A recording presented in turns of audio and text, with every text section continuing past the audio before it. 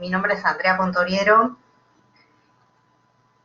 y voy a coordinar esta comisión sobre publicaciones y política editorial. Vamos a manejarnos de la siguiente manera. Yo voy a respetar el orden que me pasaron desde la coordinación del Congreso. Antes que nada les quiero dar la bienvenida a todos, a todas y a todes por estar aquí en este congreso, que ya hoy es su tercer día.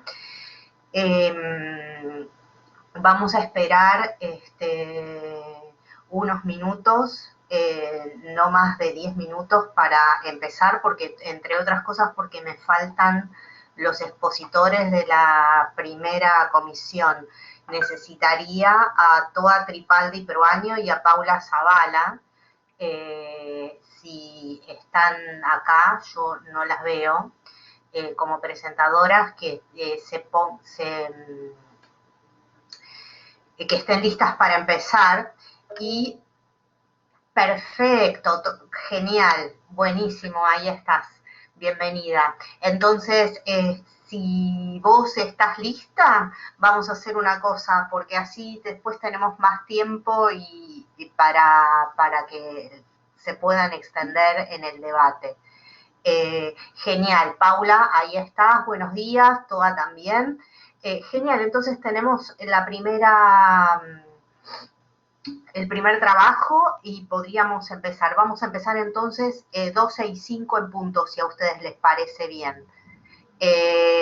Y después se tendrían que sí las vi, a Ana Victoria dos Santos, ustedes con su segunda ponencia irían después de Toa y de Paula. Bueno, perfecto. Entonces esperemos 2 minutitos porque está entrando la gente, así también las pueden escuchar a ustedes, que son las primeras y que van a abrir esta comisión.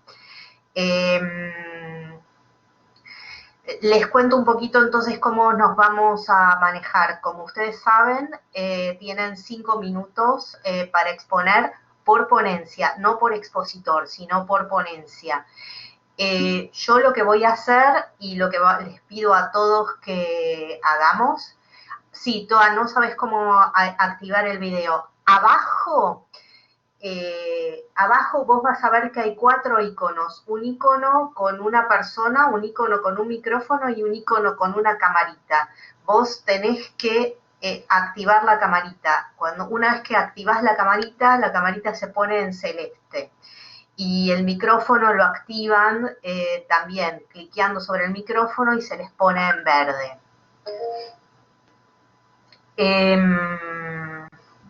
Yo lo que les pido es a todos los expositores, incluso a mí misma, que cuando no estén exponiendo apaguen los micrófonos para que no se haga ese ruido de todos los micrófonos prendidos.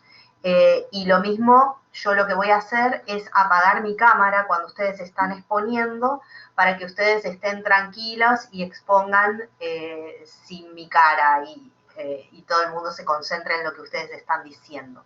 Lo que sí voy a hacer es que cuando faltan 30 segundos para que se les termine el tiempo, yo voy a prender mi cámara para que ustedes sepan que tienen que ir redondeando. Todavía les va a quedar un tiempito, pero sepan que cuando aparece mi cara, ustedes tienen que ir redondeando y si no, también les aviso por el chat que les quedan 30 segundos. Perfecto. Si ustedes están de acuerdo, entonces empezaríamos con la primera ponencia. Las estoy llamando ahí a Toa Tripaldi Proaño y a Paula Zavala, que van a presentar una ponencia que se llama Estudio de los discursos de Tomás Maldonado en torno a la definición de la disciplina del diseño y a las características de sus límites y fronteras. Bienvenidas y el tiempo es de ustedes. Bueno, buenos días con todos. Muchas gracias por esta oportunidad. Yo simplemente voy a hacer una introducción. Lo que vamos a presentar con Paula son los resultados de su tesis de pregrado que está inscrita en mi tesis doctoral. La tesis doctoral tiene que ver con un análisis de los límites disciplinares del diseño en torno a la permeabilidad de saberes. Este análisis se hace con la metodología del análisis del discurso, de los discursos de varios padres del diseño. En este caso, Paula, como tesis de pregrado, hizo los análisis de discursos de Tomás Maldonado y ella nos presentará las principales conclusiones de este análisis. Entonces doy la palabra a Paula. Muchas gracias. Bien, igualmente, buenos días con todos. Muchas gracias por este espacio. Quisiera comenzar diciendo que para comprender la integración de saberes y las fronteras difusas del diseño como parte de su naturaleza, uno debe remitirse al origen de las disciplinas y a diferentes corrientes del pensamiento, y que en vista de la diversidad de elementos que entran en juego en la actividad proyectual, Tomás Maldonado desarrolló el enfoque científico del diseño, en el cual se muestra la presencia del pensamiento filosófico moderno aplicado a esta disciplina. Y justamente el fenómeno más destacado que une el pensamiento moderno con las teorías de Maldonado es la racionalización o la metodización, la cual da lugar a un sistema antropocéntrico que se confirma con los postulados, por ejemplo, aquellos de 1967, en los que Maldonado afirma que el hombre no es simplemente un sujeto, sino también el objeto último de toda tentativa del diseño. Igualmente, en 1958 se introducen importantes reformas acerca del rol y el significado del diseño y los diseñadores. En este se presenta que el factor estético es uno de los muchos que entran en juego en la actividad proyectual y que el diseñador es un coordinador que organizaría la labor de diferentes especialistas en puntos neurálgicos de la sociedad. Más adelante, Tomás Maldonado y Gibbon Siepe escriben Ciencia y Proyectación, en el que se recoge los aportes más relevantes de diferentes teorías científicas al quehacer del diseño y se muestra una expansión enorme de su universo de acción. Más adelante, en su discurso de 1984, el proyecto moderno considera un emblema de la definición de las disciplinas proyectuales, ya que este es un término que para Tomás Maldonado incluye el diseño, la arquitectura y el urbanismo, y que este proyecto moderno se presenta como una extensión de aquel desarrollado por el filósofo alemán Jürgen Habermas desde la mirada del quehacer de las disciplinas proyectuales. De igual manera, en el pensamiento de Tomás Maldonado se manifiesta el materialismo dialéctico de Marx y el pensamiento complejo de Edgar Morin.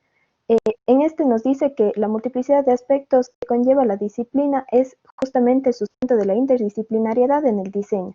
Y en este punto se manifiesta la transición del materialismo dialéctico al pensamiento complejo, que al igual que en la complejidad de Edgar Morin se manifiesta el del dialecticismo, que es una característica que nos invita a incorporar conocimientos con la posibilidad de retornar a teorías anteriores para poder redefinirlas. Igualmente se encuentra la multidimensionalidad como la capacidad de terminar con determinismos y reduccionismos dentro de una disciplina. Del mismo modo se da paso a la transdisciplinaridad, que implica la deconstrucción del entendimiento que se tiene de las disciplinas como aquellas estructuras que colocan fronteras entre los conocimientos. Finalmente, y a manera de síntesis, se elaboró una analogía relacionada con el enfoque científico del diseño. ¿Cómo es el proceso que tiene lugar cuando ocurre una reacción química? En ella, el diseño y los demás saberes actúan como reactivos que desencadenan el crecimiento del mundo del diseño. Las necesidades del contexto favorecen los enlaces, mientras que las particularidades de la relación con cada ciencia introducen matices y variables para verificar el estado de la consolidación del diseño, y las diferentes corrientes filosóficas, como las he mencionado, permiten que funcionen como catalizadores que modifican el enfoque desde el cual se entiende el diseño. Muchas gracias.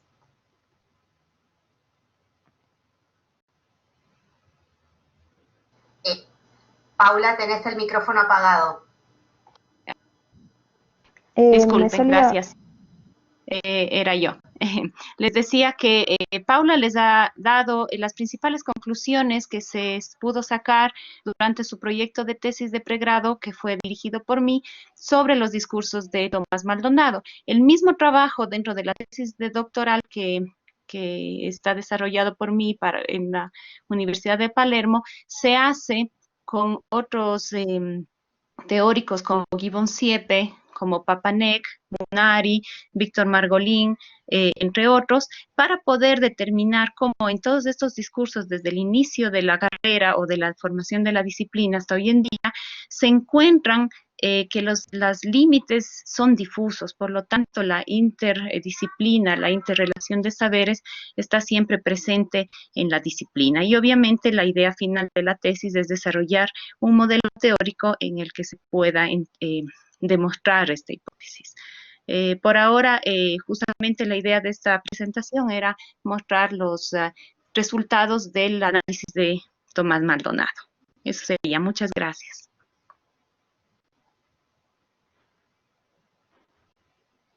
¿Está sin audio? Está desactivado el audio. Muchas gracias. Nos pasa a todos.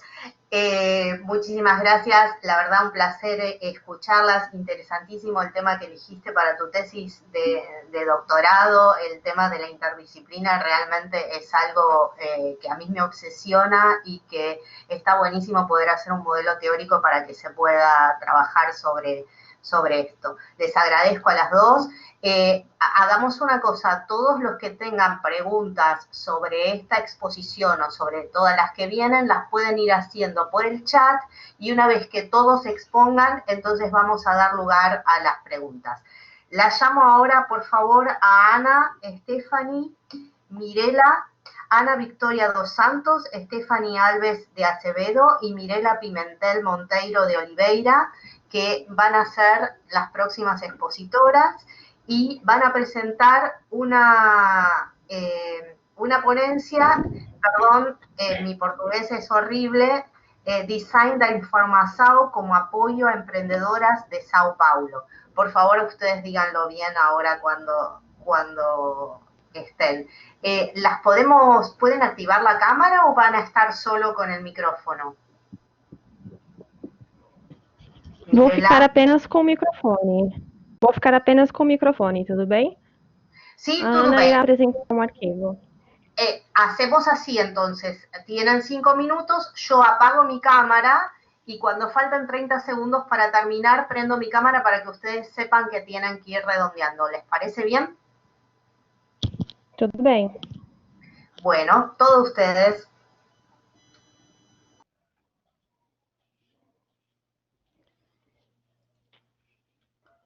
Bom, boa tarde.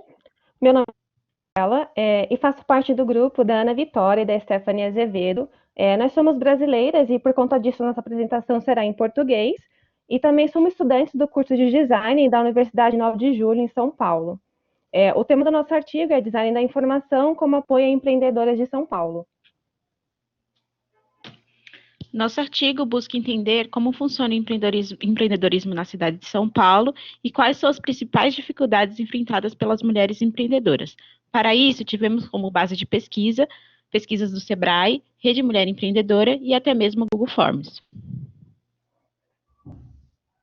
Bom, nesse tópico a gente procura entender quais eram as principais dificuldades que as empreendedoras brasileiras passam aqui dentro do nosso país. E a gente se deparou com o preconceito, a dupla jornada, a desvalorização e principalmente a dificuldade de encontro de informações precisas e de qualidades que as capacitem para empreender. E a gente descobriu também que todas essas dificuldades limitam o potencial feminino empreendedor em até 50% e afeta o nosso PIB também com uma perda de até 19 trilhões. E cerca de 44% dessas mulheres elas empreendem por necessidade e também buscam por independência e flexibilidade para ela e para a família. Para melhor entendimento do empreendedorismo feminino na cidade de São Paulo, realizamos uma pesquisa feita pelo Google Forms, onde 28 mulheres com idade de 20 a 60 anos participaram. E compreendemos que os mesmos problemas vistos no Brasil e em outros estados do Brasil estão presentes em São Paulo, e que apesar de oferecer boas oportunidades, ser mulher é uma gama de barreiras na carreira para se alcançar do reconhecimento. Bom, nesse tópico aqui a gente fala um pouquinho sobre o avanço da internet, o excesso de informações desorganizadas, que acabam causando no indivíduo uma ansiedade por acesso e, consequentemente, uma dificuldade de memorização de dados. E aí a gente encontrou uma citação do Leon Serva em que ele diz o seguinte: as pessoas consomem informações através de um ou mais meios de comunicação, mas não conseguem compor com tais informações uma compreensão do mundo ou dos fatos narrados nas notícias que consumiram. Isso significa que as pessoas acessam muitas informações de maneira superficial e elas acabam não absorvendo, e isso impacta muito na sua compreensão. Isso, e segundo o neurocientista Eric Kandel, ele diz que a internet pode causar enfraquecimento de um tipo de memória, mas promove o ganho de outra. A única coisa certa nisso tudo é que se queremos nos lembrar realmente de alguma coisa, precisamos prestar atenção em quando aquela informação é codificada. Ou seja, durante o processo de leitura pode ocorrer falhas de memorização devido à falta de concentração causada pela ansiedade de acesso. Hoje a internet é um dos principais meios de informação e conhecimento, e dessa forma é possível relacionar o campo da neurociência ao design, onde sua vertente de design da informação se preocupa de como um dado é entendido por um indivíduo. Né? Shedroff diz o seguinte: DI, como disciplina, tem o objetivo de organizar, apresentar dados, transformando em informação com sentido e valor, além de oferecer a estrutura necessária para que as informações se expressem suas capacidades. Então, assim, o DI tem o objetivo de organizar, estruturar as informações para que sejam melhor compreendidas pelo usuário, sendo possível a utilização em ambientes físicos e digitais. Apesar dos avanços notáveis, no Brasil ainda é sentido uma falha na capacitação e organização de conteúdos direcionados a mulheres empreendedoras. As mulheres que buscam empreender ao longo de sua jornada enfrentarão diversas dificuldades. Porém, acreditamos que com a possibilidade de uma base sólida para a capacitação feminina, ocasionaria empreendedoras mais bem preparadas, tendo assim negócios líderes de mercado. Foi com esse pensamento que surgiu o aplicativo Inspira, ainda em desenvolvimento, que busca, através de metodologia do design da informação, facilitar o conhecimento desse público, solidificando uma rede social para mulheres empreendedoras, onde conteúdos diversos são classificados por tópicos e podcast, além de promover a sororidade entre elas. Muito obrigada. Obrigada.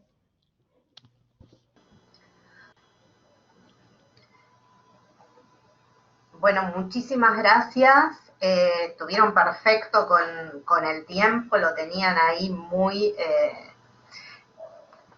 sincronizado. Voy a llamar entonces a Ira Nacer, que va a hacer la siguiente presentación, que también está en portugués, y mi portugués es horrible. Yo te diría, Ira, que mejor lo leas vos, el título de tu presentación, porque me da un poco de vergüenza. Ya te veo que, Ira, ¿estás ahí? Si activas tu micrófono y tu cámara, te podemos ver.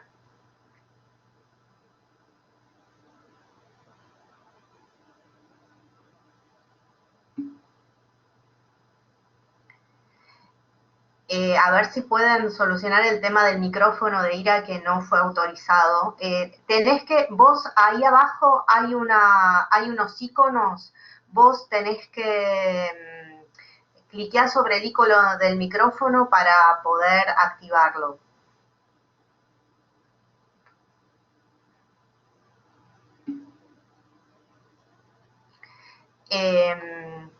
¿Te fijas, Julieta, si está activada?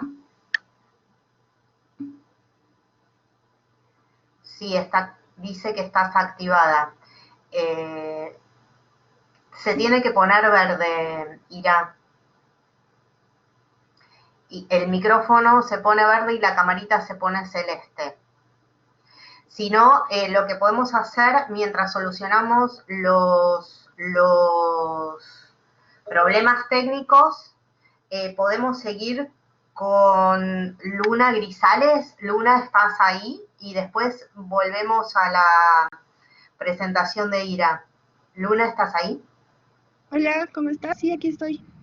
Bueno, Luna, perfecto. Entonces, presento tu ponencia, que se llama Diseño de una editorial crossmedia para mejorar el hábito de la lectura y el reconocimiento de artistas en la región.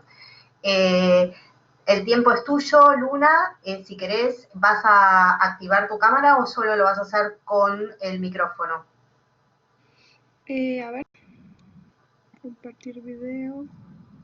Hola. Perfecto, ahí te vemos. Bueno, muy Vale, bien. Yo me voy y te dejo a vos sola con tu tiempo. Muchísimas gracias. vale. Bueno, como dijo ella, mi nombre es Luna Grisales, soy de Colombia, de la ciudad de Pasto. Entonces, el proyecto, pues, es en torno a la región, a la cultura, ya que, pues, todo aquí es un proceso artístico, es un proceso de diálogo, de color, de costumbres, de tradiciones, que mucho de esto es empírico. Juega mucho lo que es la composición y estilo nariño. Todo aquí se basa en lo que es la cultura andina.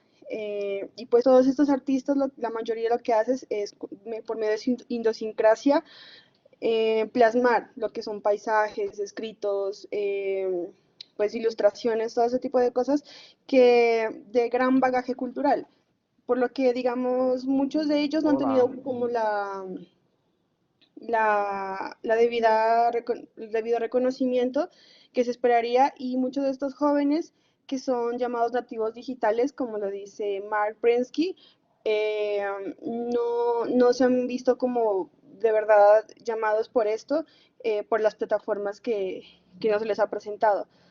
Nativos digitales, pues en resumen, es como lo dice Mark Prensky, lo que son nativos en lenguajes de ordenadores, videojuegos, internet, todo esto que viene de la tecnología y lo que digamos, antes en la cultura andina no se miraba, pues no se había implementado.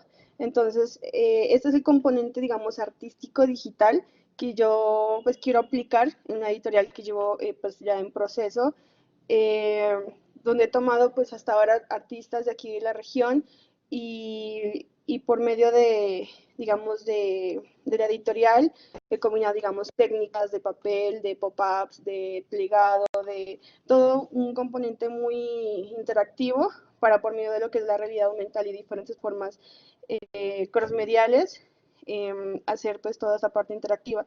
Lo crossmedia es diferentes, o sea, son dos escenarios, lo que es la transmedia, que es la transmisión sistemática de información, pueden ser, digamos, en computador, aplicaciones móviles, y lo que es la multimedia, que son elementos integrales de una sola narrativa. Entonces, estas dos técnicas son las que las quise usar, uniéndolas en lo que es la crossmedia y potencializando la editorial. Entonces, lo que se quiere en la editorial es que, bueno, tenemos estos jóvenes que son no tan reconocidos, que queremos mostrar ese bagaje cultural, que queremos como cultivar y pues llamar a estos jóvenes. Entonces, en los libros se encuentra desde técnicas de animación, audio, video. Lo que se quiere hacer es que ellos se conecten con el autor.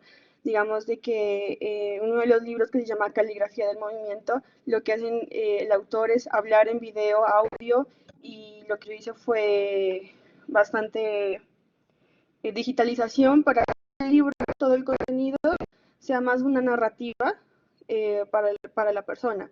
Entonces, digamos, lo que es la firma, también está la persona en fotogrametría para que la puedan conocer en 3D, la puedan ver en la aplicación.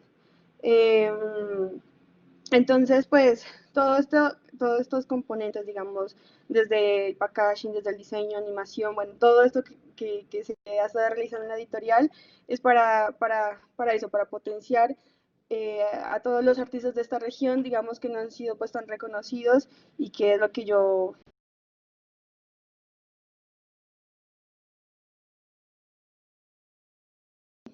que siempre es como muy al estilo pues clásico, y que solamente es mostrar un contenido y ya, sino que de verdad esto le llegue a la persona y haga parte como de su experiencia, de que de verdad le llegue y cause algo en esos jóvenes. Y pues en parte de la investigación lo que también busqué, lo que también encontré pues una problemática es que ellos, a la hora de elegir un libro, o no saben qué leer en ese momento. Entonces, por medio de lo que es la inteligencia artificial, lo que se quiere hacer es también en la aplicación móvil reducir ese número de libros según lo que se vaya analizando de datos, para que ellos tengan unos libros muy pequeños, una cantidad muy pequeña, para que ellos puedan elegir entre ese número muy pequeño de libros y tengan como menor o sea, menor rango de fallo, podría decirse, a la hora de elegir un libro. Entonces, pues, es lo que se viene como futuro, es como mi proyecto, pues, ya de grado pues, de la universidad, y es lo que, pues, se viene próximamente en Pavone, que es lo que he estado trabajando. Y pues que me ha permitido conocer más sobre mi región de Nariño y todo el conocimiento pues cultural y indagar pues con profesionales del tema y cambiar un poco lo que es la educación tradicional que ha venido siendo, sino que implementarle esta interactividad, no sea solamente entretenimiento, sino que también comunique y ayude pues a los jóvenes en el proceso de educación. Bueno, muchísimas gracias, Luna. Muy interesante, la verdad, tu propuesta y, bueno, esta idea de poder atraer a los nativos digitales a la lectura a través de todas estas herramientas me parece súper interesante. Bueno, la llamamos a Ira Nasser, entonces, que estás ahí, Ira. Oi, tudo bem? Bom dia. Perfecto, genial. Estou. Ahora, bueno, te dejamos tu tiempo, yo me Sim, voy y te dejo tus 5 minutos para que expongas. tudo bem. Olá, bom dia.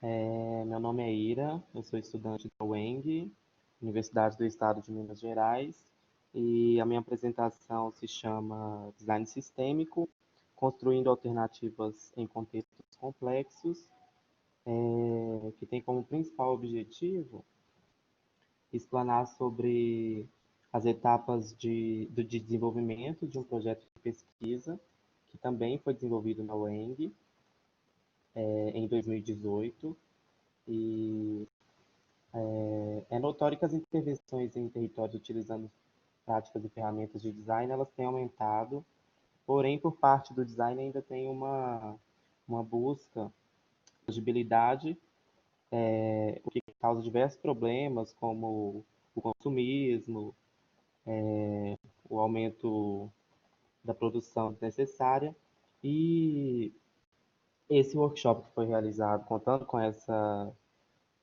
metodologia de design sistêmico aconteceu em um território localizado em Minas Gerais, estado do Brasil, e contou também com a participação do Luigi Bistanino, criador dessa metodologia. Ai, que tudo! Que é o criador dessa metodologia, o Luigi Bistanino, ele veio para o Brasil para que pudéssemos realizar as etapas dessa metodologia nesse território em questão. E a partir daí foram realizadas as etapas propostas pela metodologia, que seriam, bom, a primeira etapa dessa metodologia, dessa ferramenta da metodologia, né, é a compreensão do território, que é basicamente a construção do cenário atual de um determinado território, o levantamento do que acontece ali, a história do lugar, os aspectos físicos, climáticos, os recursos naturais, enfim, compreender as atividades sociais, culturais e produtivas, o modo de vida daquela comunidade e a infraestrutura. De modo geral, seriam as especificidades da primeira fase. A segunda seria algo como a sistematização dos sistemas produtivos existentes nesse território. A terceira etapa dessa metodologia seria um projeto de fluxo de matéria e energia entre esses sistemas produtivos desse determinado território. E a quarta etapa seria basicamente o confronto desses dados, no sentido de fazer uma comparação entre a abordagem atual e o que foi proposto depois da intervenção dessa metodologia, o que o território ganhou a partir da utilização da metodologia do design system. Bom, após a finalização da aplicação dessa metodologia no território do Mercado da Boca, em Belo Horizonte, na cidade de Nova Lima, foi possível vislumbrar que a aplicação dessa metodologia pode trazer diversos fatores positivos, como, por exemplo, no âmbito econômico, a ampliação das atividades em um determinado território, o aumento dos postos de trabalho, um acréscimo relevante de produtos e serviços oferecidos nesse determinado território. Já na esfera ambiental, seria um ganho na gestão sustentável dos recursos desse determinado território e uma emissão tendencialmente zero no que diz respeito aos recursos. Já no campo cultural, após a aplicação dessa ferramenta da metodologia, vislumbrou-se também a majoração da cultura do território, a valorização de um saber fazer tradicional, local, e no setor social, vislumbrou-se também a melhora da qualidade de vida, já que mantém os habitantes no seu próprio território.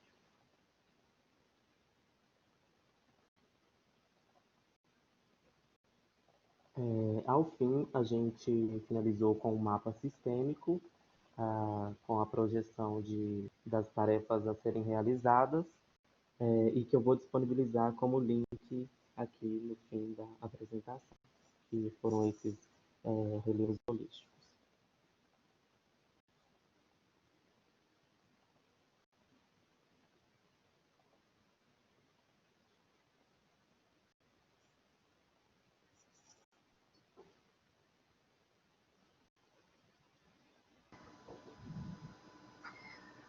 Bueno, muchísimas gracias. Vamos a hacer una cosa. Ahora es el turno de Carlos Enrique Fernández García, pero está teniendo un problema con el audio, así que vamos a pasar a la ponencia de Diego Mauricio Machado Ortiz, que se llama Ilustración editorial de portadas de revistas especializadas, incidencia de la intencionalidad narrativa, reproductibilidad y clasificación.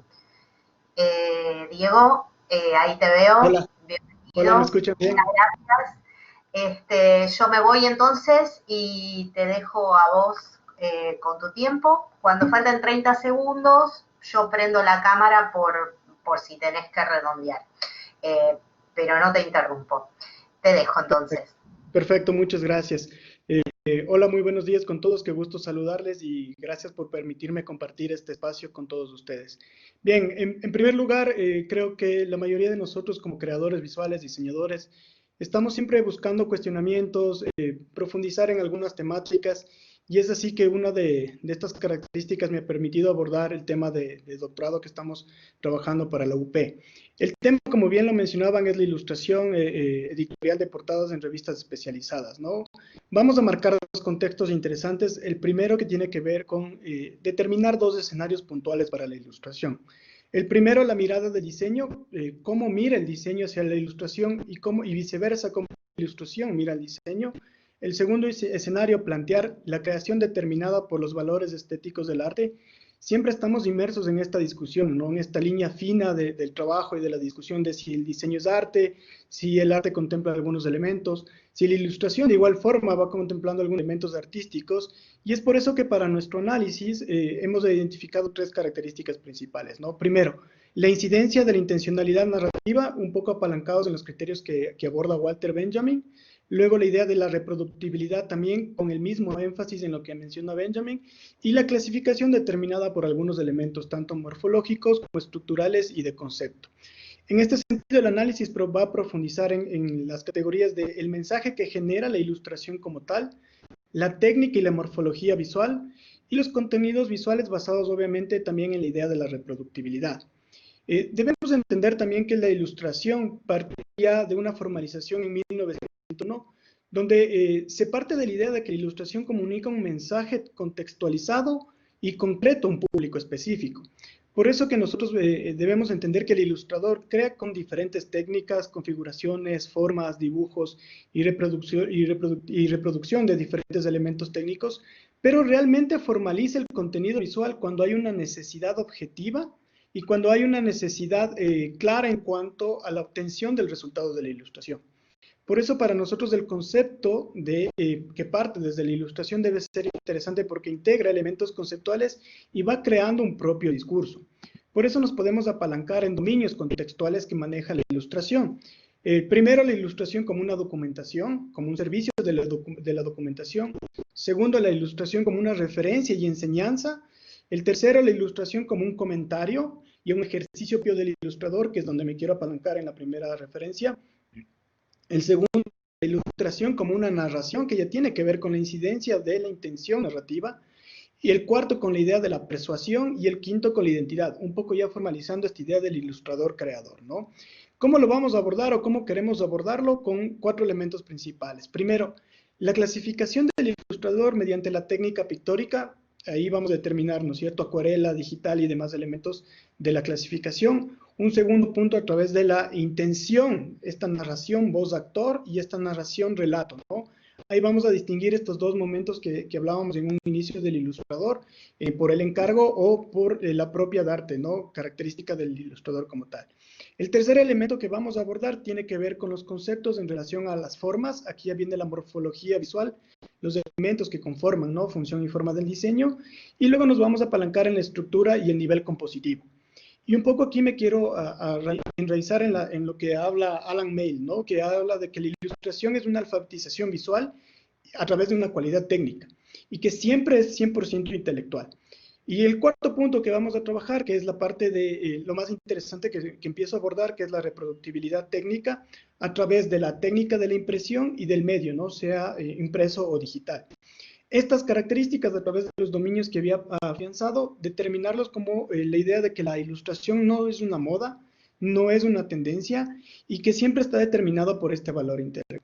Quiero quedarme por último con la reflexión acerca de, tiene una característica la ilustración que es reproducible y distribuible a escala mundial. Y por último, que la ilustración siempre tiene un sentido visual y formaliza el intelecto, ¿no? Esto apalancado en los conceptos tales como las estructuras visuales. Esto, y les agradezco, muchas gracias por el espacio. Gracias a vos.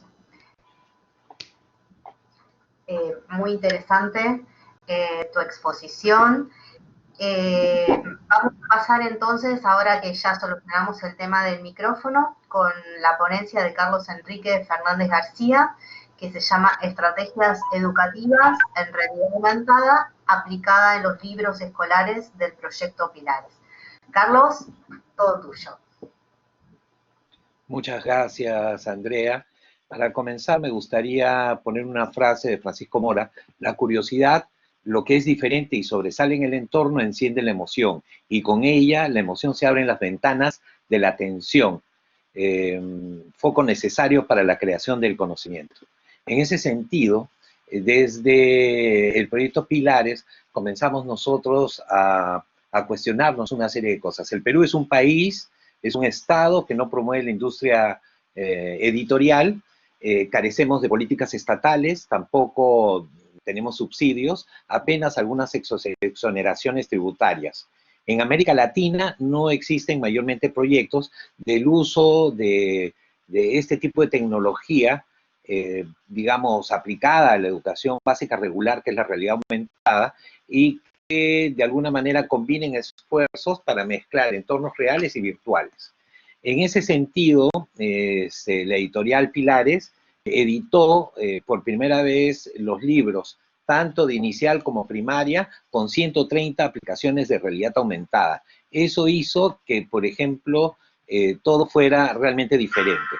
Yo no sé si en el monitor se ve, pero ya estamos trabajando incluso cuentos dentro de un plan lector para trabajar este tipo de digamos, de tecnología.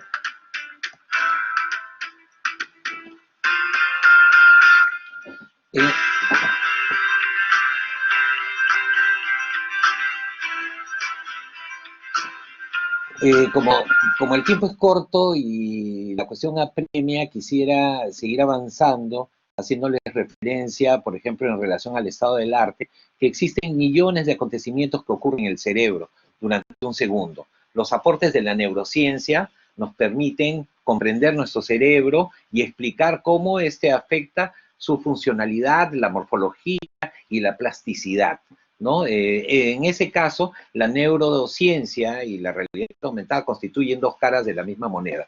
En ese sentido, nosotros hemos ido preparando el estado del arte con respecto a algunos elementos, ¿no? Porque lo que queríamos hacer era un análisis de, digamos, de encefalográfico para ver el cerebro de los estudiantes, ¿no? Y qué era lo que pasaba en ese momento. A partir de allí comenzamos nosotros con las definiciones de realidad aumentada, que se ven, por ejemplo, dentro de la estructura del Virtual Continuum, que van desde el entorno físico a la realidad virtual y lo que es la realidad mixta, tanto en lo que es realidad aumentada propiamente dicha y virtualidad aumentada. En ese sentido, la realidad aumentada es la mezcla de lo virtual en un mismo entorno visual, al que podemos acceder gracias, por ejemplo, a una tablet.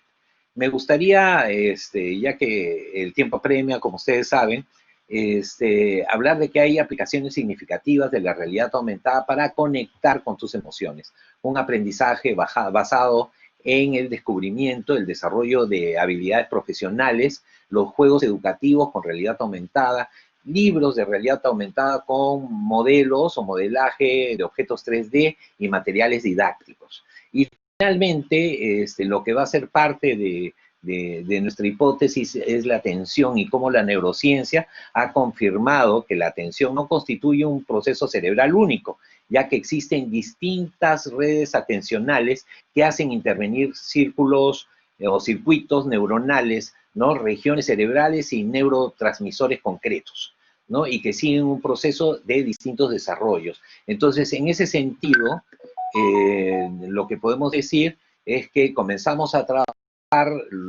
el proyecto de realidad aumentada de Pilares 1 con una respuesta in-house, con un equipamiento tanto en realidad aumentada y realidad virtual. Hubo una especie de contratación de talentos en realidades mixtas y de educadores que pudieran de alguna manera ser lo suficientemente flexibles como para llevar su trabajo de aula a los colegios, y se emprendió de esta manera un trabajo multidisciplinario en el desarrollo de aplicaciones de realidad aumentada y de realidad virtual. En ese sentido, las siguientes etapas fueron el trabajo artístico, el desarrollo de las mecánicas de juego, el diseño de mockups, lo que es el sistema de programación, testeo, prueba, error y balanceo, la sección de documentación y la sección de publicación. A partir de allí se había preparado unas diapositivas como para que ustedes vean cómo habíamos trabajado el establecimiento de mecánicas, porque este trabajo se realizó más o menos durante un año y con el propósito de adecuarse al nuevo plan que funcionaba a partir del 2018. Estoy hablando más o menos de un trabajo en donde hicimos incluso una descripción de los procesos que se debían tomar. En ese sentido, nuestra hipótesis era el uso de la realidad aumentada como estrategia educativa aplicada a los libros escolares del proyecto Pilares. ¿Qué es lo que nosotros queríamos investigar? Los niveles de atención de los estudiantes, ¿no? Mientras resuelven ejercicios de matemática y comunicación mediante el uso de la realidad aumentada. ¿Cómo? Lo quisimos hacer, como lo estoy haciendo yo ahora, ¿no? Tomando en consideración las ondas cerebrales y sobre todo esto que es lo que nosotros llamamos atención, meditación y blink, que es el parpadeo.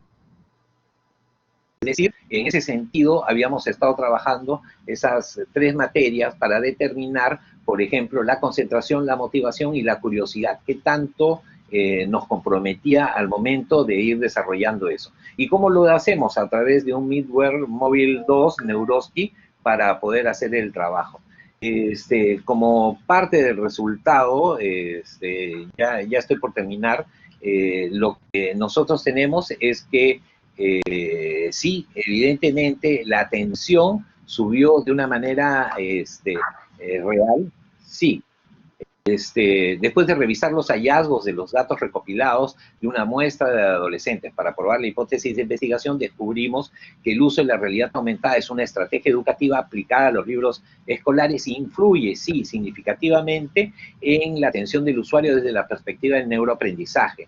A partir de esa hipótesis se puede concluir que los ratios de atención se extienden mientras dura el videojuego propuesto para conectar emocionalmente al educando con el conocimiento. Se persigue entender emociones que se adivinan en el cerebro de los educandos y finalmente se asocian a cada una de las mecánicas y actividades del videojuego. En relación a lo evidenciado durante nuestro proceso de estudio, los videojuegos en los usuarios tienen picos de 100 en la atención, por ejemplo, de ellos, ¿no? Mientras están, digamos, jugando producto de la gamificación que nos permite la realidad aumentada.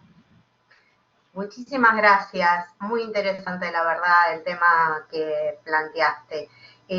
Tendríamos que, si tienen, reitero esto, si tienen preguntas, vayan anotándolas o vayan poniéndolas en el chat, porque así cuando terminan todos de exponer podemos hacer una puesta en común entre todos, y para las preguntas también no solo pueden participar los expositores, sino que también pueden participar todos aquellos que están escuchando. Así que pongan las preguntas en el chat que nosotros después se las hacemos a los expositores. Vamos a seguir, por favor, con Tania Antamamba. Tania, ¿estás ahí? Hola, hola, hola. Perfecto, te escucho. Hola. Genial. Te dejo entonces, ella va a presentar una ponencia que se llama Infografía Periodística Electoral, publicada en diarios impresos ecuatorianos en el periodo del 2006 al 2017. Tania, te dejo a vos. Bueno, ¿me escuchan?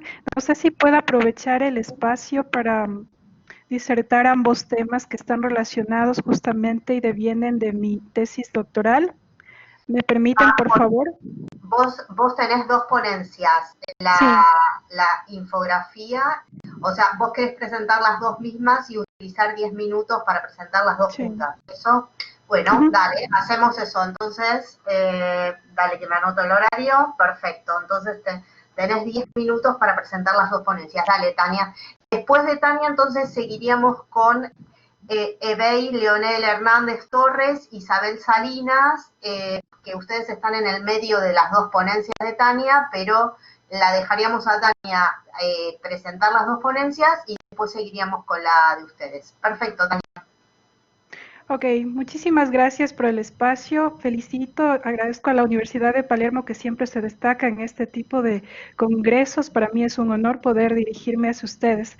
Bien, he estado realizando la investigación y ¿por qué seleccioné este tema? Bueno, vengo de un recorrido que realicé por publicaciones realizadas en medios impresos ecuatorianos, un registro desde inicios del siglo XX, en donde encuentro información importante de cómo viene dándose, gestándose la política, la información electoral en el país.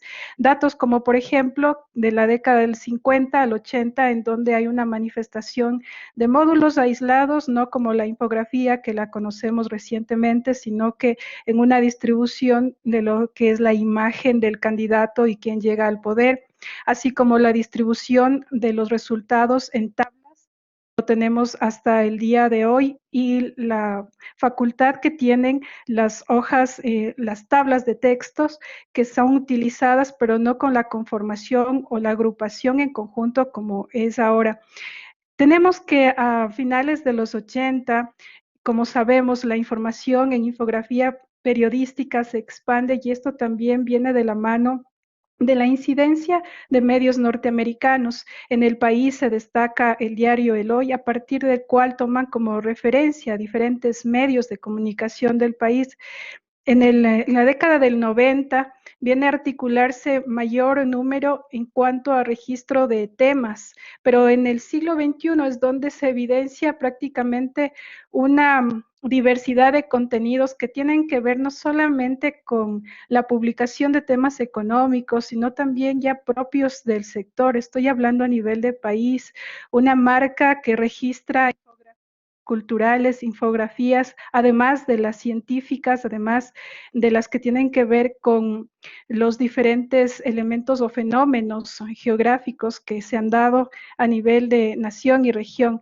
Y esto en conjunto con las políticas que se vienen articulando al unísono de un nuevo registro, una forma nueva, una democracia nueva a nivel de región. En este sentido, entendemos que nuestros países se vuelven más democráticos que hace más de 30 años. Estamos hablando de periodos 2005 y 2006, en donde viene una hegemonía, una condición muy diferenciada y muy marcada, y en el país justamente se da un cambio trascendental. Entonces, este contexto, este contenido tiene tiene que ver justamente como las políticas específicas que se dieron en nuestro país, especialmente, bueno, siempre hubo cambios, actualizaciones en los modos, en las formas de votar a nivel internacional, a nivel de región y a nivel de país desde nuestro regreso a la democracia de 1979. Entonces, en este sentido, las actualizaciones que se dan, estoy hablando de los años 2006, 2009, 2013 y 2017, que son los periodos que abordo en mi investigación doctoral, precisan justamente actualizaciones que tienen que ver con la inclusión de más personas al sufragio. En este sentido, personas que tienen derecho a votar como las de 16 años, las personas de tercera edad, las personas en prisión sin sentencia ejecutorial, las personas que están en la condición de la milicia y los policías, los militares. Entonces, hubo un gran número de recursos infográficos que presentaron esta información. Además, hay algo que es importante considerar, que esta función de cómo sufragar o la del sufragio viene tardada por visualizaciones que cumplen ciertos recursos y registros de la forma en cómo están expuestos. La visualización en el marco de estructuras en sí misma lleva una secuencia dado por los pasos, los procesos, y esto no solamente una estructura del tipo comic strip, sino también del uso de plataformas, de elementos de perspectivas isonométricas, axonométricas, a nivel de país y a nivel de región. Justamente se destaca en este periodo algo muy importante que tiene que ver también con la tendencia del voto, y es que se consideró en el momento no solamente hacer la línea sobre el casillero de votación, sino también que se consideraron como votos, por ejemplo, el registro del lápiz labial, las palabras como bueno, las palabras como ok, fueron parte de la infografía ya del Ecuador.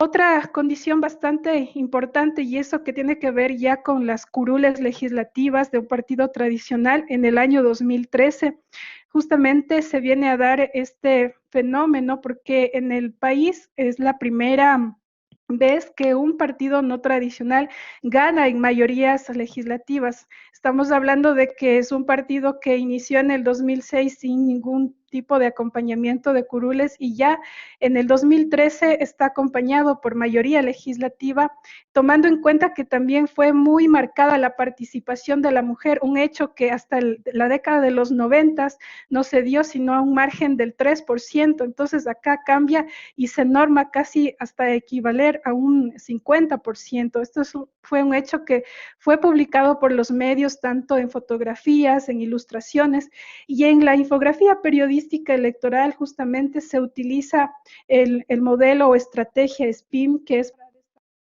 a un partido y en detrimento de los demás.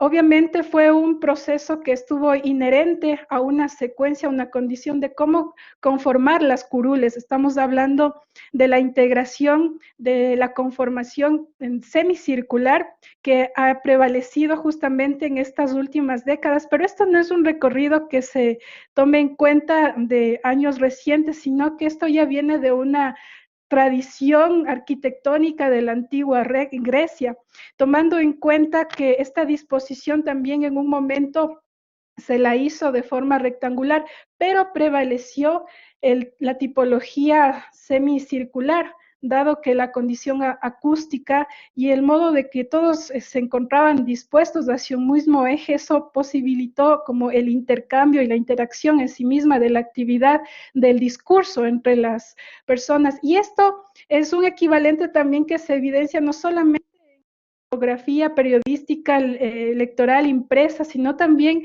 en los medios digitales. Estamos viendo que la tendencia actualmente a lo que se deriva esta información, este tipo de visualización del dato, es el uso esquemático. Cabe destacar también que no solamente se representaron de esta forma, sino que los partidos o las curules o quienes estaban a cargo de la disertación, de los temas políticos, fueron representados desde la toma del uso de las fotografías, pasando por elementos muy geométricos, tridimensionales, el uso de fichas, de piezas que tienen que ver también con la retórica de cómo fue transformándose el mensaje, el uso de isotipos o pictogramas, pero la tendencia más arraigada se encuentra hasta hoy, y también los medios digitales, es el uso de la visualización del dato por elementos más abstractos, más esquemáticos, y esto lo constatamos también actualmente.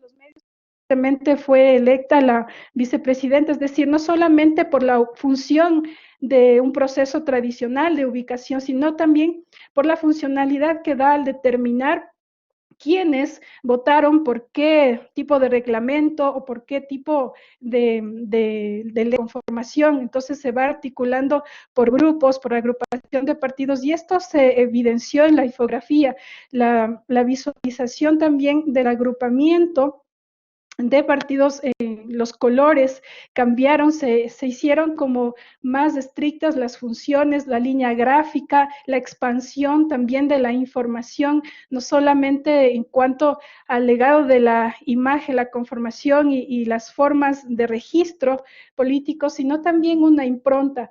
Aquí se constata, ya voy terminando, es justamente el hecho de que a pesar de no tener un manual del usuario, un manual en registro de datos, una guía sobre la conformación de estas piezas gráficas importantes, los infógrafos o la impronta que incluyeron fue muy didáctica, muy diversa, tomando condiciones también de autodidaxia. Algo muy importante que debo destacar también es que todas acciones democráticas están relacionadas a las estructuras comunicacionales. Entonces, la falta de reformas públicas sobre procesos de diseño o visualización de datos para la información del gobierno ecuatoriano, que no existieron en estos periodos, es evidente que hay una sincronización que debería programarse para tal efecto, no solamente a nivel de país, sino a nivel de región, por el hecho de que nosotros necesitamos concienciar y concientizar una alfabetización visual para la democracia, una alfabetización visual que permita culturalizar a la población, además uso de estos elementos, obviamente las propias formas de publicaciones, los cronogramas y en sí mismo los modelos que nosotros podemos enfocar y proyectar a nivel de país y a nivel de región. Muchas gracias, ya estoy con el tiempo, no sé. Sí, estás justito. Ok, okay, gracias por el espacio. Presentaste las dos ponencias juntas, bueno, muy bien, Sí. muy interesante, Gracias. la verdad, el tema de doctorado. Después, bueno, si hay tiempo para preguntas, por esto voy a preguntar algunas cosas. Vamos a seguir con la ponencia de Bey. Acá, este es en conjunto, no sé si están los tres. Bey Leonel Hernández Torres, Isabel Salinas Gutiérrez y Gloria Azucena Torres de León. Aquí estoy ya. Ahí está, sí te vemos perfectamente. ¿Sí me ven? Ok. Sí, para abreviar el tiempo solamente voy a presentar yo. ¿De acuerdo? Genial. La ponencia se llama Proyecto Transmediático de Cultura Regional con alumnos de diseño gráfico. El tiempo es tuyo. Muchas gracias. Bueno, pues me presento brevemente. Soy Herbey Hernández, soy doctor en Diseño y Visualización de la Información y trabajo en la Universidad Autónoma de Baja California, en la unidad de Tijuana, en Valle de las Palmas, y desde hace ya más de 10 años. Particularmente, pues trabajo en el programa educativo de diseño gráfico y en el posgrado en urbanismo, arquitectura y diseño. Desde hace más de un lustro hemos estado realizando diferentes proyectos de preservación de cultura regional junto con los investigadores que me acompañan en esta ponencia. Particularmente en Baja California hemos encontrado una problemática que es la gente que es originaria de Baja California desconoce la cultura y de las culturas prehispánicas, las culturas ancestrales de la región. Y particularmente la gente normalmente habla sobre los aztecas, los mayas, que son culturas pertenecientes a otras regiones muy alejadas del sur y el centro de México. En Tijuana, pues hay algunas culturas que tienen cierta historia, cierta tradición, pero están catalogadas actualmente como culturas en peligro de extinción. Entonces, lo que hemos venido trabajando a través de nuestros alumnos son diferentes proyectos para tratar de preservar las historias de estos grupos. Entonces, definitivamente creemos que hay algunas guías para hacer este trabajo. Hay un autor mexicano que se llama Rubén Vizcaíno que acuñó el concepto de la californiedad y dice que es bueno que el hombre sepa en dónde vive, cuál es su casa y desarrolle un apego hacia su territorio. Y en el mismo sentido, me gustaría señalar a Joël Bonmassot, que es un investigador francés, que dice que podemos engendrar sentimientos de pertenencia y inclusive de esencia afectiva o hasta amorosa con el territorio al que pertenecemos. En ese sentido, pues nosotros creemos que los jóvenes bajacalifornianos y particularmente los diseñadores gráficos deben de involucrarse más activamente en la preservación de sus culturas regionales. Entonces, desde hace varios años, pues hemos venido trabajando con ellos diferentes proyectos. Les voy a mostrar aquí muy brevemente por cuestiones de tiempo. Pues desarrollamos el prototipo de un videojuego Kuñay a través de las historias y las leyendas que ellos tienen. Desarrollamos también, por aquí muestro un poquito más del prototipo. También hemos venido desarrollando un proyecto que se llama Motion Comic. Estamos trabajando cómics animados y cómics tradicionales.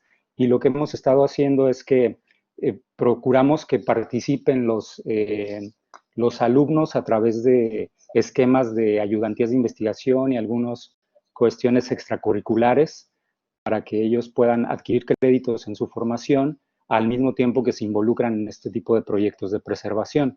Entonces, pues básicamente lo que pretendemos al compartir esto con el foro del Congreso Virtual Latinoamericano de Enseñanza del Diseño es hacer un llamado para que los alumnos, o más bien los académicos que pertenecemos a las diferentes instituciones, involucremos a alumnos en proyectos que impliquen narraciones, y los invitemos a que utilicen las narrativas que hay en nuestras culturas y en nuestros territorios, porque es muy triste, particularmente nos sucede a nosotros que estamos en la frontera con Estados Unidos, que la mayoría de los alumnos al tener que contar una historia, preparar un cortometraje, un cómic, un videojuego, están pensando en narrativas que son las que consume el público norteamericano. Y hay mucha riqueza en lo que podemos encontrar en nuestras propias culturas y nuestras propias regiones. Entonces, en ese sentido, queremos hacer el llamado a que nuestros alumnos se conviertan en embajadores de nuestra propia cultura regional y a través de todos los proyectos de diseño que tengamos que desarrollar. Tengo ya el tiempo encima y bueno, eso concluyo. Muchas gracias por el tiempo y quedo a sus órdenes para comentarios. Les voy a pegar aquí en el chat dos vínculos para lo que acabo de mostrar, para que los puedan ver en YouTube, y con eso concluyo mi presentación. Muchas gracias. Muchísimas gracias. Qué tema interesante esta cuestión de involucrar a los jóvenes, ¿no? Para que preserven las narrativas. Bueno, después por ahí podemos charlar un poco cuando terminan de exponer todos.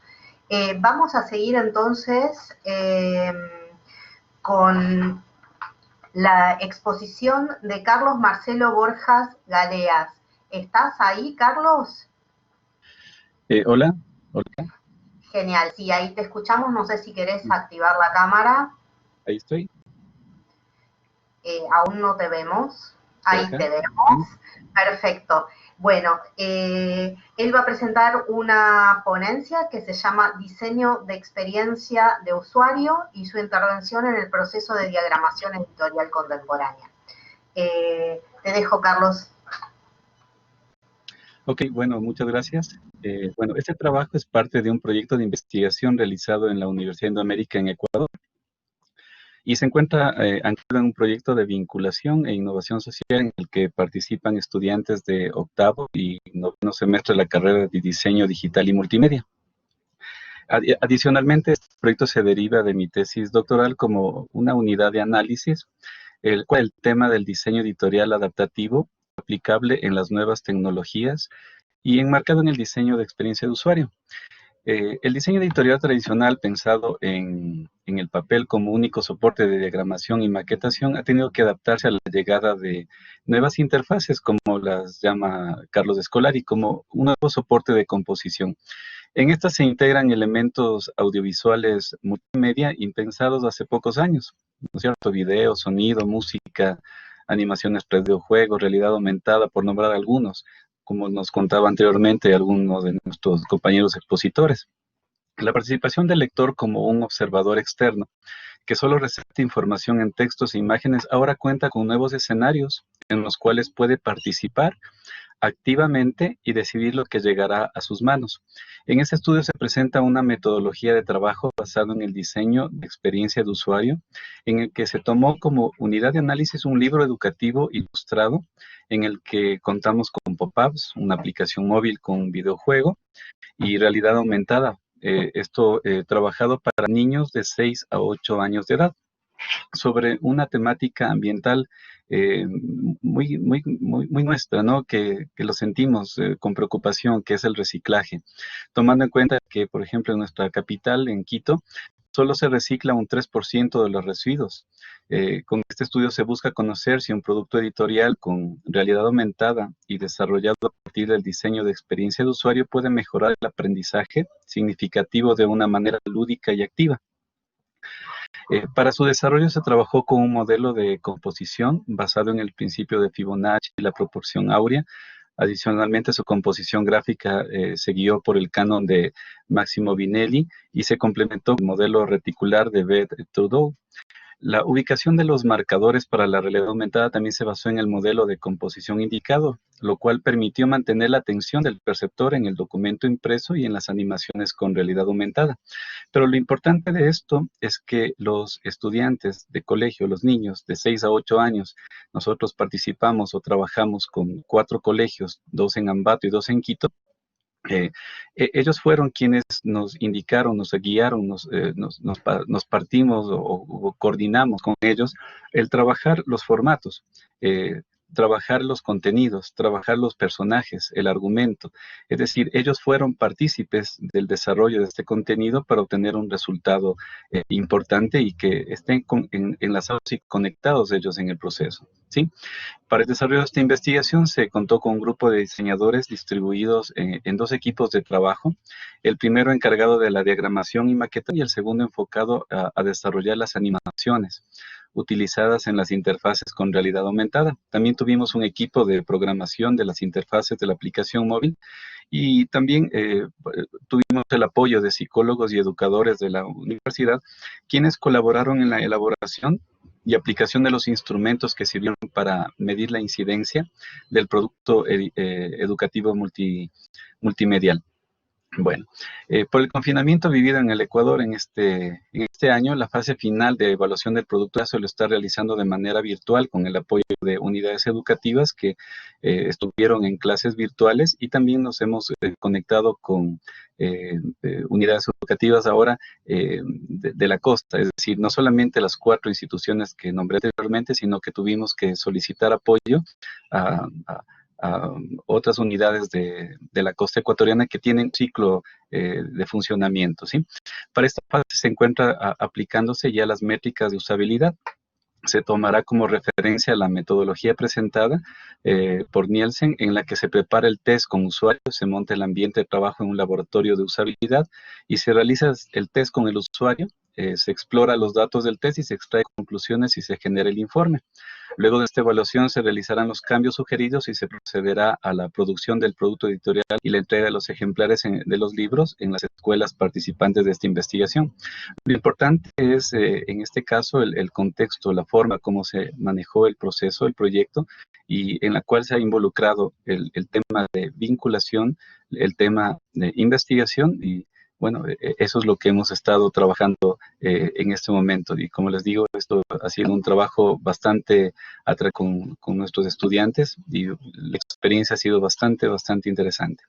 Eso en este tan corto tiempo que tenemos para la exposición. Muchas gracias. Muchas gracias a vos. Manejaste el tiempo perfecto porque terminaste así justo. Muy interesante.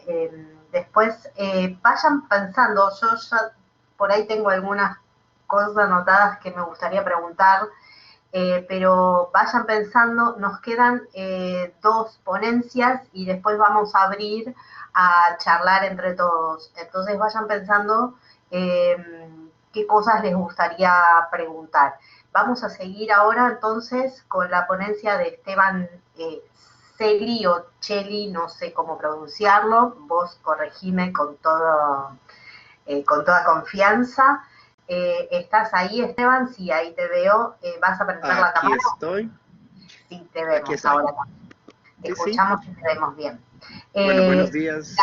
La ponencia de Esteban se llama El cartel de cine como puente entre el diseño y el arte, y los dejo con él.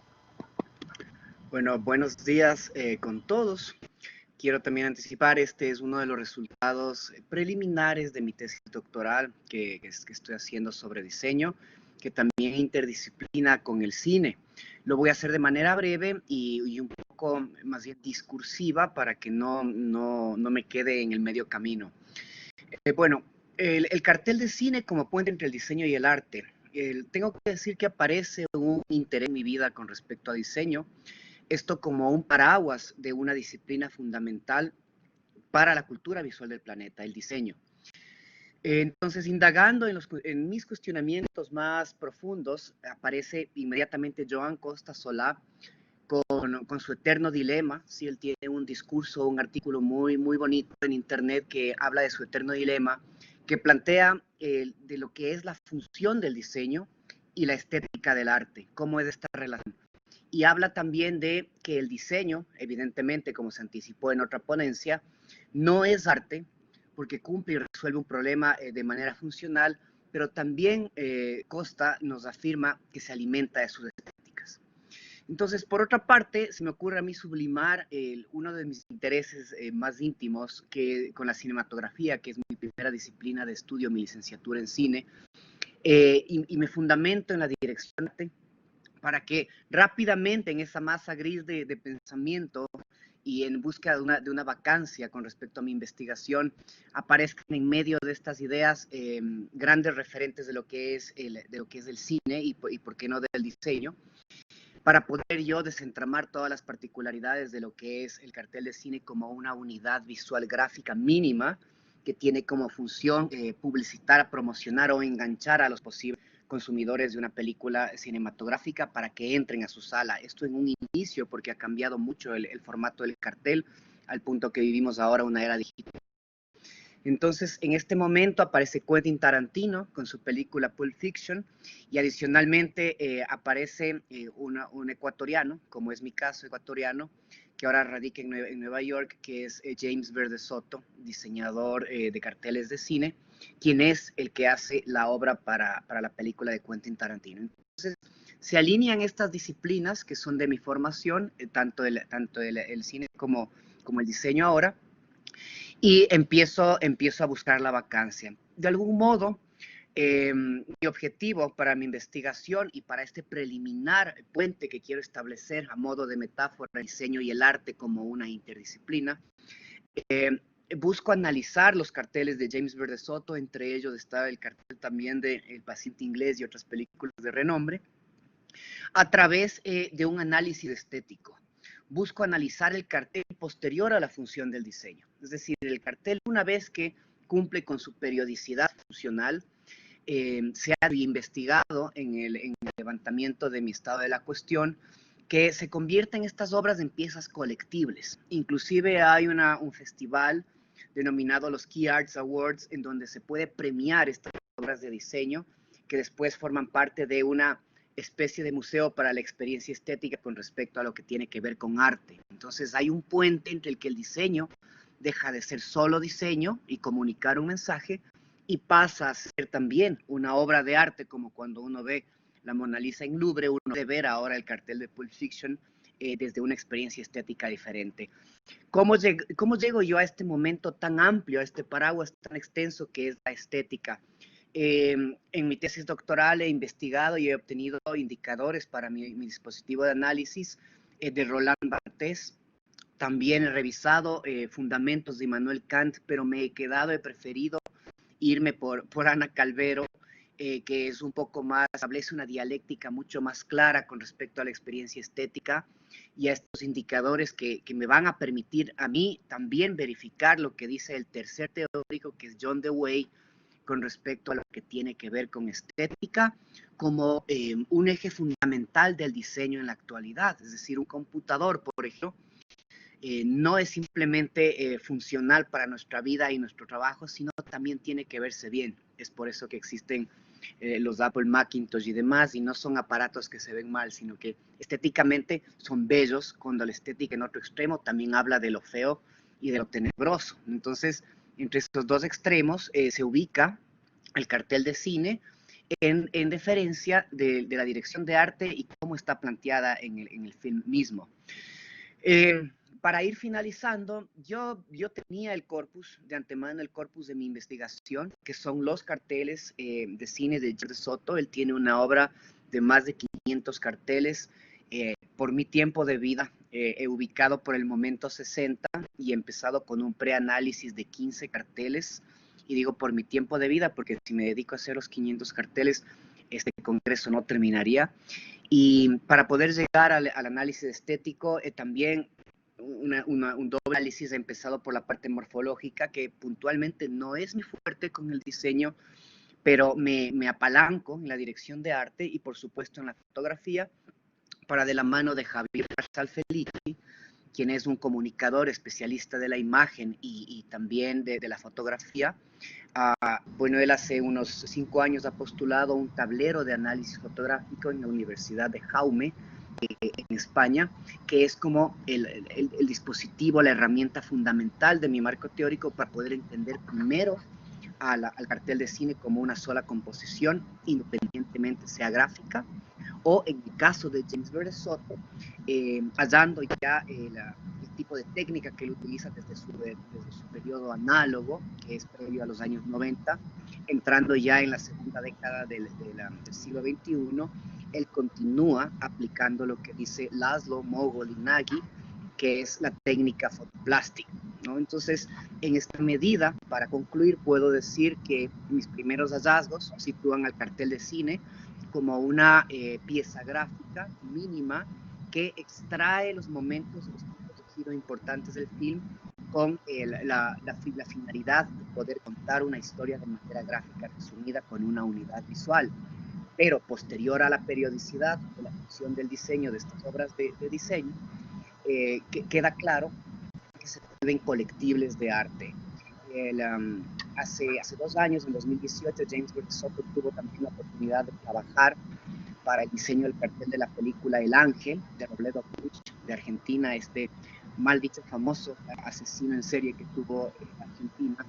Y esto a mí me llevó a pensar también que, siendo anónimos los diseñadores de cartel, porque vamos a decirlo así, un artista, si es que pinta la Mona Lisa, Da Vinci, no firma su obra.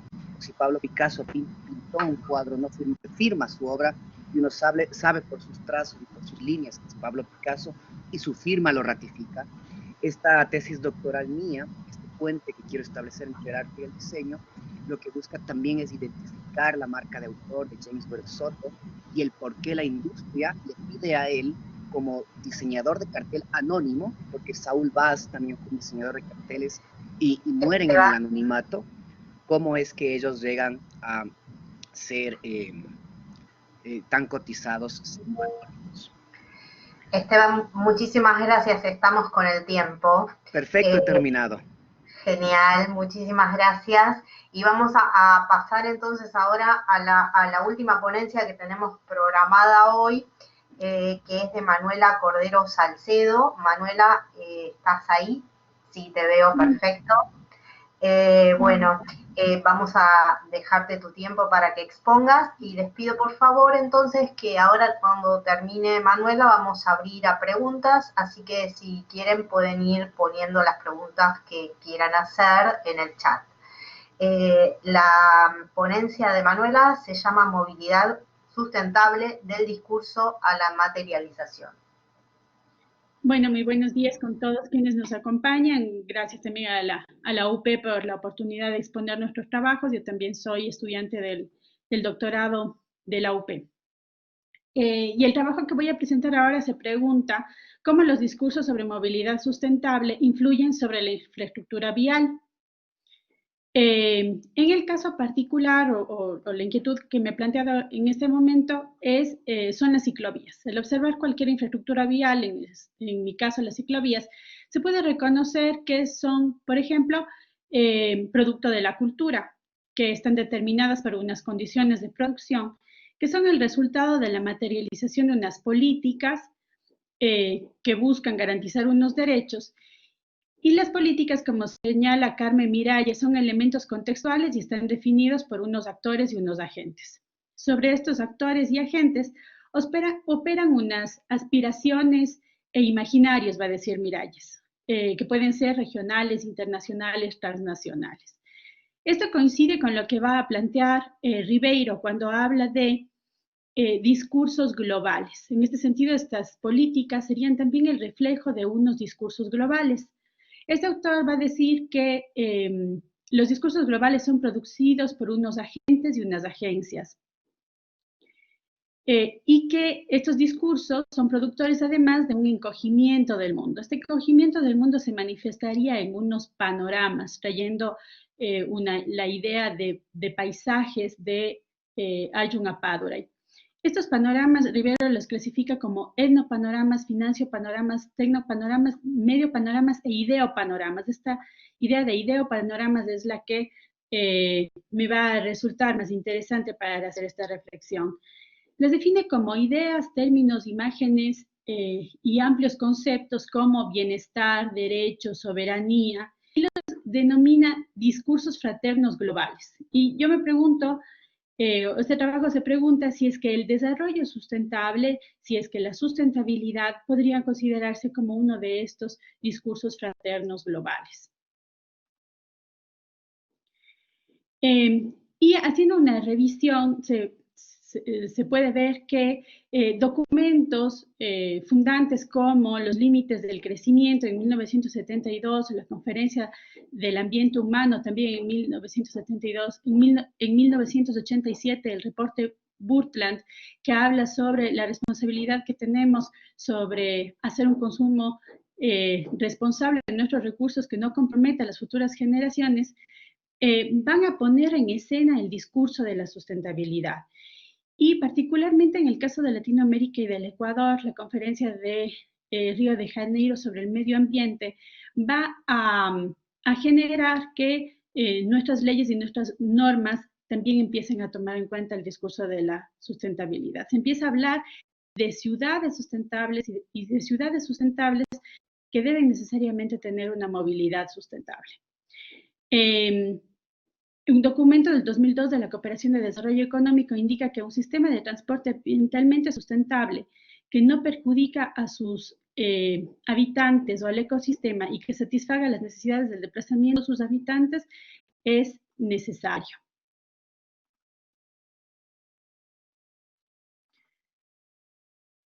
En este sentido, podemos revisar también en la bibliografía que hay autores como Jersey que indican que en la sociedad actual la movilidad ha adquirido mucha mayor atención. Una prueba de esto es la importancia que ha cobrado la palabra movilidad no solo en el discurso urbanístico y medioambiental, sino también respecto a los planes de infraestructuras de transporte. Por otro lado, Jangel señala que el proyecto de una ciudad vital, sostenible, sana y segura se ha convertido en un deseo urgente y casi unánime, por lo que incrementar el bienestar de los peatones y los ciclistas es un paso fundamental para lograr estos 4 objetivos principales de vitalidad, seguridad, sostenibilidad y salubridad en la ciudad. En el caso particular del Ecuador, por ejemplo en Quito, autoras como Mogollón y Albornoz señalan que las normativas nacionales y municipales se han ido ajustando paulatinamente frente al problema de la movilidad y que el impulso del transporte no motorizado ha partido de acciones de la sociedad civil, como indicaba en un principio, desde la cultura, desde la sociedad civil se generan estos discursos y en conjunto con la administración municipal han impactado sobre las políticas de movilidad. Entre estas iniciativas han estado principalmente la acción de organizaciones de ciclistas, por ejemplo, que han llevado años promoviendo ciclos paseos y proponiendo el avance sobre el goce de los derechos de ciclistas y peatones en las calles. Y así también, como lo reportan estas autoras, se observa un incremento paulatino en la importación de bicicletas en el caso del Ecuador. En el caso de Cuenca, ya para terminar y no salirme del tiempo, entre el año 2001 y el 2005 se construye en cambio la primera ciclovía de la ciudad con carácter eminentemente recreativo en los márgenes de los ríos de la ciudad de Cuenca, y para el año 2019 la ciudad de Cuenca ya contaría con más de 30 kilómetros de ciclovías. Eso es lo que les puedo contar sobre este enlace que he intentado hacer entre el discurso y su materialización a través de la observación de una infraestructura vial particular. Muchas gracias.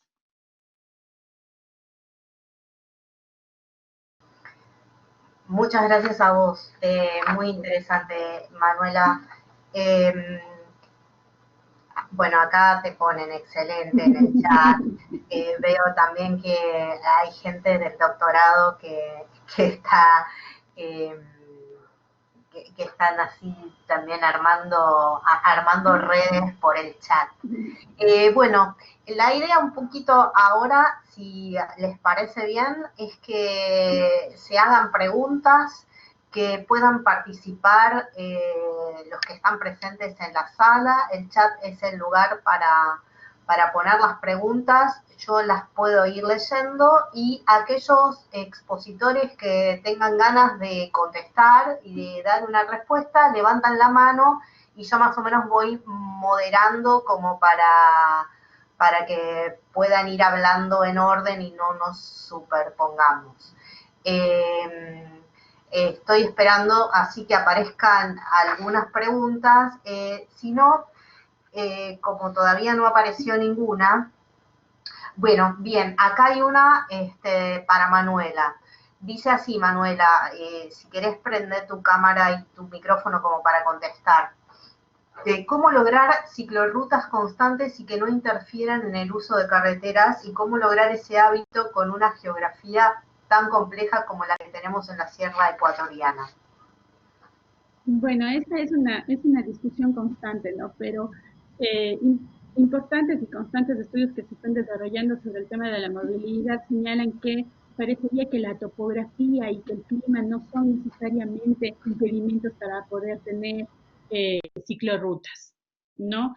Y que la movilidad en bicicleta más bien esté determinada por la cercanía que puede haber entre el origen y el destino de esas rutas que la gente empiece a utilizar, ¿no es cierto? Entonces, en ese caso, alternativas como la bici pública, por ejemplo, son muy importantes para poder incentivar el uso de la bicicleta.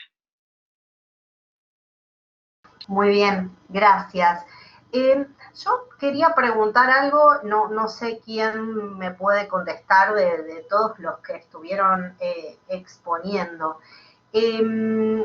A mí me interesó mucho esta cuestión que me parece que capaz es un eje de todo lo que estuvimos escuchando hoy, porque todos los trabajos tienen como distintas problemáticas, pero todos parten de un problema. Algunos parten del problema de la cuestión de la preservación de la cultura y de lograr, por ejemplo, que los jóvenes que viven en California, en lugar de utilizar narrativas que tienen que ver con la sociedad norteamericana, puedan también ser partícipes de armar cuestiones para poder preservar rasgos culturales que son propios.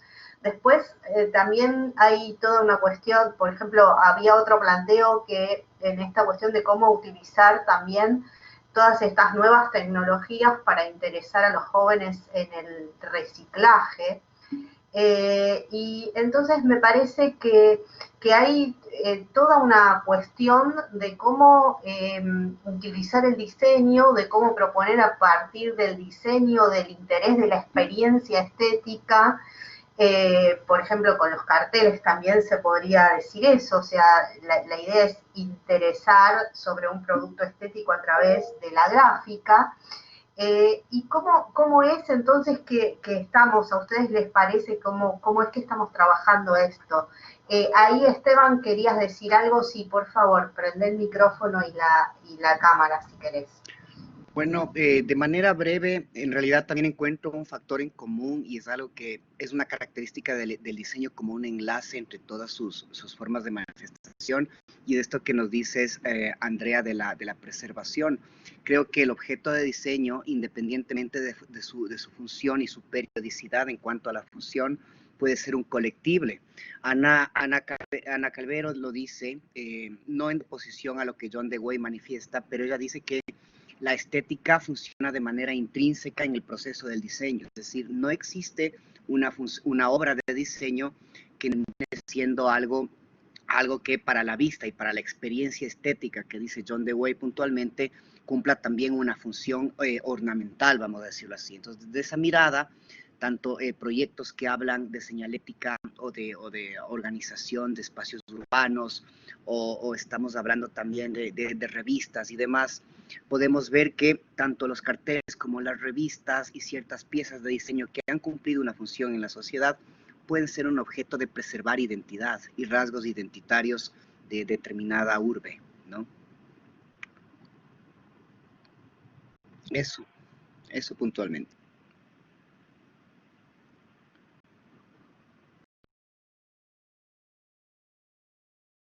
Hervey, ¿vos querés decir algo? Por favor, prende tu cámara y tu micrófono y dale. Listo, ahí estoy, ¿verdad? Ahí estás. Sí, nada más complementando lo que acaban de mencionar, hay que recordar, en la teoría de los objetos de Abraham Molls, se habla de que todo lo que diseñamos tiene, aparte de su función utilitaria, tiene una función comunicativa. Entonces, desde el hecho simple de diseñar una taza, una lámpara, ahí quien está creando el objeto puede ir permeando su identidad, o un mensaje en concreto, ¿no? Y en este sentido, pues también Bruno Munari habla al respecto, ¿no? De cómo en ciertos juegos los juegos van dotados como artefactos, no solamente de la carga informativa propia de la partida del juego, sino que además podemos aprender o recibir cargas de información a través del color, a través de la forma.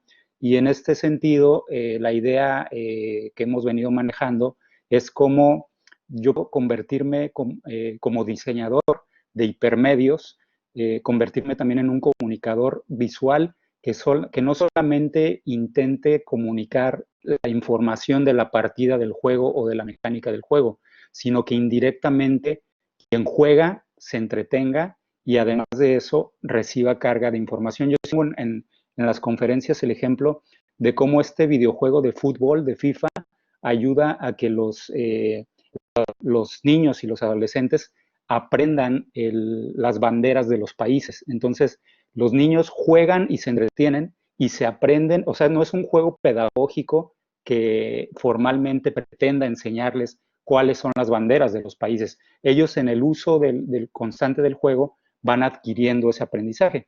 Entonces, en ese sentido, diseñar cómics, al diseñar juegos de mesa, juegos interactivos, videojuegos,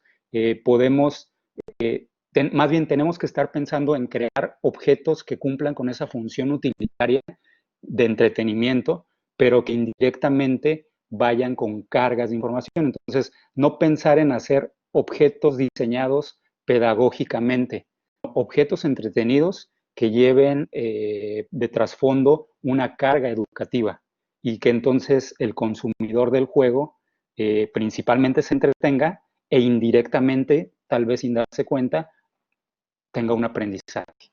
Nada más. Gracias. Muchas gracias. Yo quería preguntarle algo a Tania respecto de su trabajo, porque me llamó la atención un dato que diste, Tania, que no sé si estás por ahí. Te veo que estás activa en el chat. Si podés por ahí activar tu cámara y tu micrófono. Porque vi que dijiste, no sé si escuché bien, cuando vos estabas analizando del proceso electoral y de la inclusión, digamos, de cómo se opera por la inclusión y cómo uno puede también, a partir de todos estos elementos gráficos, educar para que la gente pueda aprender, digamos, a incluirse y llegar a votar. Y en un momento tiraste un dato como que en el tema de las mujeres pasaron del 3% a votar al 50%. No, me refería específicamente a la actividad política de la mujer, es decir, en torno al hecho legislativo. O sea, habían pocas mujeres en el Parlamento, en el Congreso en ese entonces, a diferencia de las que se dieron en este periodo, ¿no? En este último decenio incluso. Entonces, no solamente se vio reflejada la información en la infografía, sino también en revistas, en otros medios impresos, en donde incluso se hicieron especiales con entrevistas exclusivas a las mujeres en la política y también a la mujer en los diferentes contextos. Entonces, esto fue como un cambio bastante importante que se dio en la sociedad ecuatoriana de la participación de la mujer. En cuanto a la votación, tenemos la primera mujer que votó, que también fue doctora, médico, Matilde Hidalgo fue la primera mujer en votar en nuestro país. En sí mismo, esto es un dato bastante interesante que nosotros lo tenemos acá. Esto fue antes del retorno de la democracia, pero en sí mismo esto fue como más visibilizado en este último tiempo. En la década de los 90 fue muy poco, pero sin embargo a nivel de región ya se dio un tratamiento bastante extenso en cuanto a los países que querían que la mujer se involucre más en estos temas, pero esto ya se visibiliza en los últimos decenios, ¿no? Es eso. No sé si es que quedó claro o necesitas algún... Sí, no. Lo que pasa es que esta cuestión de los porcentajes, a mí me parece que nosotras a veces no somos como muy conscientes de los grandes cambios que se produjeron respecto a nosotras en los últimos 60 años, ¿no? O sea, esta cuestión de la ampliación del voto a la mujer, o sea, digamos, durante milenios la mitad de la humanidad no votaba y les parecía lo más natural del universo. Y eso es una cuestión, y después esto otro que vos marcabas, ¿no? Que me llamó mucho la atención también esto de la participación, que se pase del 3% al 50% en tan poco tiempo. Eso marca un cambio que realmente es radical, porque ahí la cantidad se transforma en calidad también, digamos, esta cuestión. Exacto, sí, y hay como por ejemplo bastante como incidencia no solamente de los partidos tradicionales, sino en general de pero especialmente, claro, los partidos no tradicionales que también emergieron en estos periodos. Esta participación que tomó lugar como parte de los principales referentes, incluso de la política del país, nuevas lideresas surgieron, y al margen de esas lideresas también ya se que hay nuevos vínculos, o sea, estas nuevas generaciones, incluso el modo de hablar, y están tomando como referencia a estas lideresas que se proyectaron en estos periodos. Bueno, Sí, claro, es todo un tema muy, muy interesante. ¿Alguien más quiere hacer preguntas? Los tienen acá, los estuvieron escuchando.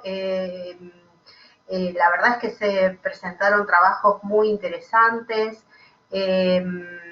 Los escuchamos si tienen ganas de hacer alguna pregunta, o si alguien más se quedó con ganas de alguno de los expositores de decir algo que no pudo incluir en sus exposiciones. Tenemos unos minutos más. Dale, Toa, por favor, prende la cámara y el micrófono y te escuchamos. Sí, muchas gracias. Yo solamente quería hacer un comentario.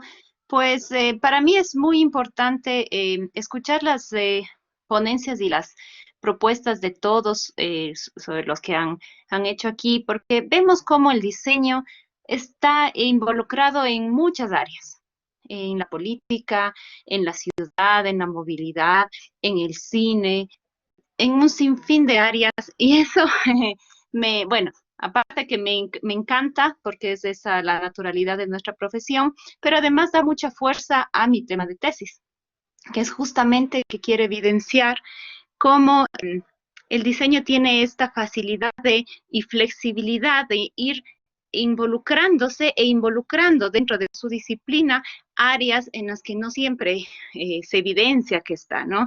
Y además, justamente con esta relación que empieza a tener en una disciplina, en otra, y dependiendo del proyecto, de la problemática, va incorporando estas disciplinas para poder solucionarlas, se va ampliando el universo del diseño como disciplina y va generándose esta rama compleja que es la que se evidencia en todos estos congresos, que no podemos hablar de que un proyecto es similar al otro, y por eso también estas mesas son tan interesantes, porque a pesar de que tratan de entrar en un tema, como por ejemplo este que se hablaba de política editorial, al final nos encontramos con temas que tal vez no son fáciles de encajar en un solo tema, en un solo ámbito. Y justamente quería yo reflexionar esto porque para mí es evidenciar esta naturaleza interdisciplinaria, flexible y permeable que tiene el diseño, que es lo que comentaba yo al inicio en mi ponencia, que es lo que estamos tratando de encontrar, ¿no? Eso nada más como reflexión final a lo que comenté al principio. Gracias. Sí, gracias a vos. Sí, parecería esto, ¿no? Yo me estoy anotando también como de cada uno lo que iba exponiendo, y es esta cuestión, ¿no? Parecería ser como es esto del diseño, y también esta cuestión de la experiencia de usuario, ¿no? Que se está usando mucho ahora en el diseño, y de poner como el foco en el otro, ¿no? Como que no la obra en sí para sí, que digamos por ahí relaciona más al diseño con lo que tenía que ver con el artístico, como que tenía un fin en sí mismo, sino también poner el foco en el otro, en aquel que va a necesitar de ese diseño y tenerlo en cuenta. Y me parece que también eso es algo que, si bien no estaba planteado de este modo, es algo que también cruza un poco a todo lo que presentaron, porque en todos había como esta cuestión de tratar de considerar al otro, el tratar de interesar al otro, de quizás hacerlo con todas estas nuevas técnicas de las tecnologías para poder, digamos, interesar a los alumnos en la lectura, por ejemplo, que fue una de las cosas que plantearon, interesar a la gente a través de los carteles cinematográficos. Me parece que, bueno, sí, que toda esta metodología, el tema del diseño es algo que atraviesa todo, y por eso también es necesario pensarlo multidisciplinariamente, y porque me parece también que escuchando quizás a otros que están abordando problemáticas desde otros lugares y desde otras disciplinas, uno puede enriquecer la propia, quizás con una mirada transversal, ¿no? Que no sea tan directa sobre lo que nosotros estamos pensando, sobre el objeto que nosotros estamos trabajando en nuestras tesis, en nuestras investigaciones. No sé si alguien quiere agregar algo más, alguna reflexión final, porque bueno, ya nos vamos acercando al final de la mesa. Vi que se estuvieron pasando los mails, lo cual me parece perfecto, porque eso es lo que hacemos en todos los congresos presenciales, hacer contactos y hacer redes entre investigadores y colegas. Así que vi que aprovecharon ese espacio del chat para eso. Y bueno, si nadie quiere agregar más nada, yo me despediría. Doy un tiempito. Bueno, perfecto. Entonces les agradezco a todos que hayan participado de esta comisión y nos despedimos. Espero que les haya servido. Fue un placer estar con ustedes y espero encontrarlos en algún otro congreso. Muchas gracias.